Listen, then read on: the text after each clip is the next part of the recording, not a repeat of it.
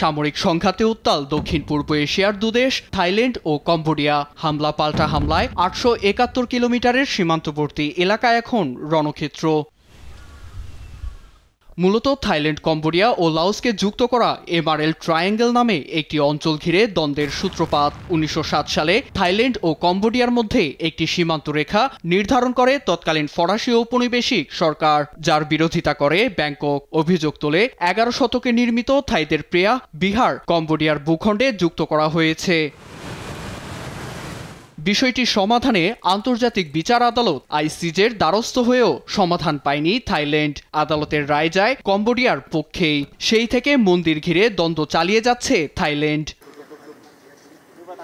এদিকে ২০০৮ সালে ইউনেস্কোর বিশ্ব ঐতিহ্য নিদর্শনের তালিকাভুক্ত হয় প্রেয়া বিহার। সেখানেও মন্দিরটিকে কম্বোডিয়ার অংশ হিসেবে তুলে ধরলে দেশটির বিরুদ্ধে সংঘর্ষে জড়ায় থাইল্যান্ড, যা চরম আকার ধারণ করে ২০১১ সালে। এমনকি ২০১৩ সালে আইসিজে আবারও কম্বোডিয়ার পক্ষে রায় দিলে সীমান্তবর্তী এলাকায় ছড়িয়ে পড়ে সামরিক সংঘাত। চলতি বছরের জুনে যৌথ সীমান্ত কমিশন গঠন করেও কম্বোডিয়ার রাজধানী নমপেনে বৈঠক করে মেলেনি সমাধান। এর মধ্যেই আন্তর্জাতিক মহল সহায়তার হাত বাড়িয়ে দিলেও তা প্রত্যাখ্যান করে দিয়েছে ব্যাংকক। সাফ জানায়, কোনো তৃতীয় পক্ষের হস্তক্ষেপে নয়, বরং দ্বিপাক্ষীয় আলোচনায় সমাধান চায় তারা। নীরব দাস, নিউজ ডেস্ক, দেশ টিভি।